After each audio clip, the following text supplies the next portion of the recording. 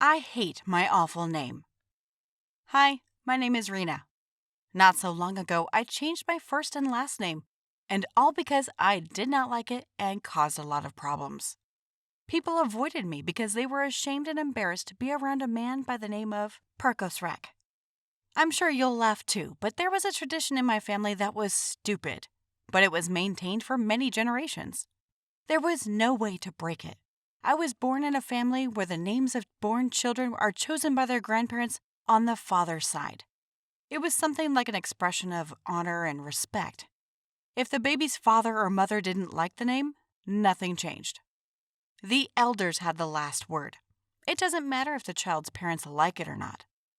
And in my situation, it was a little worse because my grandfather was very fond of space and rockets.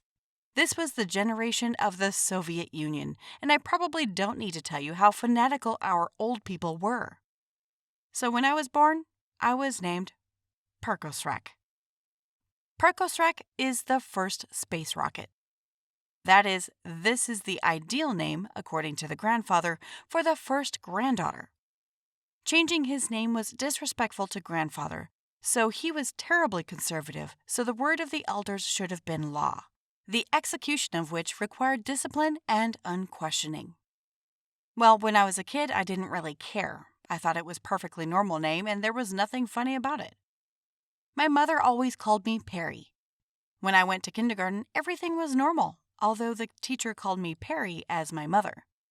I found out later that it was all at my mother's request. At school, this trick did not work, as lists of class names were hung on the board for everyone to see. Oh, I'll never forget my 1st of September. I was already on the edge with excitement, so there's also my name. After the welcome line, all the students went to the classes to get acquainted with each other and with the class teacher. The teacher read the name in the magazine. At this moment, the student got up and told something about himself. Boris Percosrak. Perdosa Percosrak. Sorry for my inattention, the teacher said, barely suppressing a smile. I got up as expected and saw the whole class laughing loudly at me. Someone was pointing and taking pictures on the phone. The boys immediately began to imitate, call fart or shit. I couldn't help it. I just stood there and watched the others laugh at me. It was a terrible moment of shame. I hated my name.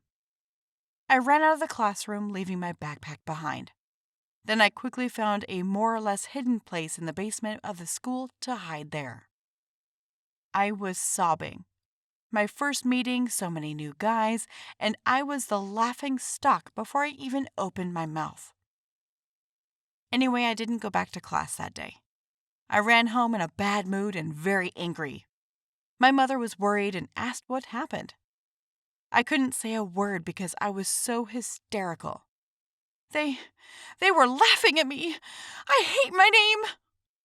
My mother took a deep breath, hugged me, and sat down on the sofa. It was to be expected, she said. I couldn't believe she knew I was going to be like this. I was angry with her, saying, why did she allow this to happen to me? Why did they ruin my life? My mother apologized, saying that she had no other choice. Your grandfather, as you know, was very fanatical about space and rockets. He worked as an engineer building these very rockets. He was dedicated to his work, but he was fired because of old age.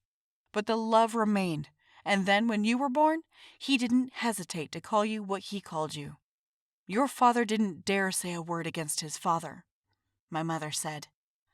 Further, according to her, when I learned that her first daughter would be called Percosrak, my mother was hysterical, not less than I am today. She tried to persuade my father to talk carefully with my grandfather, but nothing happened. There were only continuous scandals and my mother temporarily delayed with problems, coming up with my abbreviated name, Perry. Then my mother asked me to be strong and persistent, and she promised to try to solve my problem. You'd know how much I didn't want to go back to school. And as soon as I entered the corridor, everyone stopped what they were doing and looked at me. Yes, there was a silly giggle on the faces of the students. Hey, Percosrak, do you see problems with the toilet?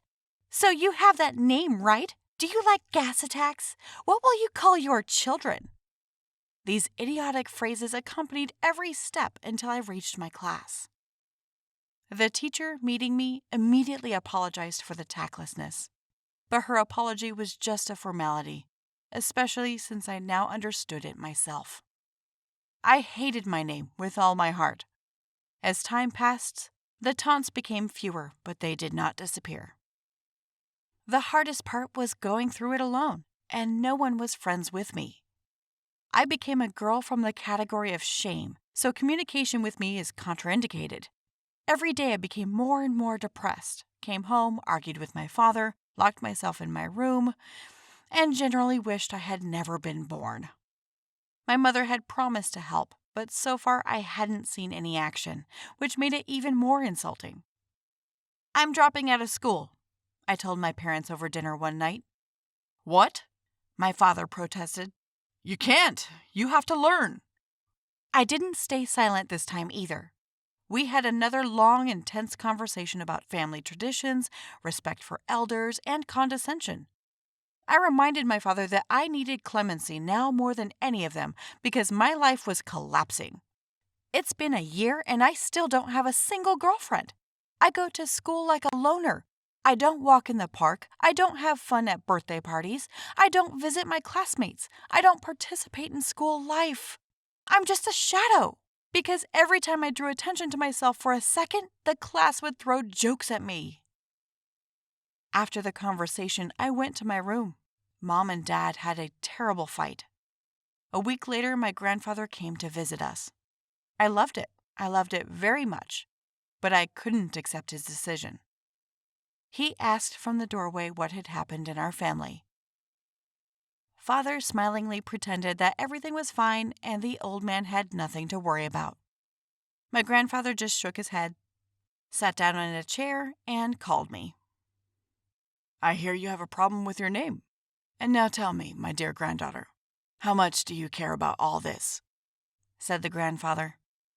My parents sat down on the sofa next to us, and I shared all of my feelings with my grandfather and explained that I didn't want to hurt him and I couldn't live like this either. And then my grandfather apologized. My parents' eyes widened in surprise. My grandfather said that my name means a lot to him and our family traditions remain a priority. But if his first granddaughter is unhappy because of this, then we can revise our views in accordance with modern views. I squeaked with happiness. "Your happiness is more important to me than tradition," my grandfather said. I squeaked with happiness. And all it turns out was just to talk to my grandfather. The next day we went and changed my name to the one I had chosen for myself, Rina. Of course, I also had to change my school, but all the better. I started a new life with a clean slate. So don't be afraid to change your life.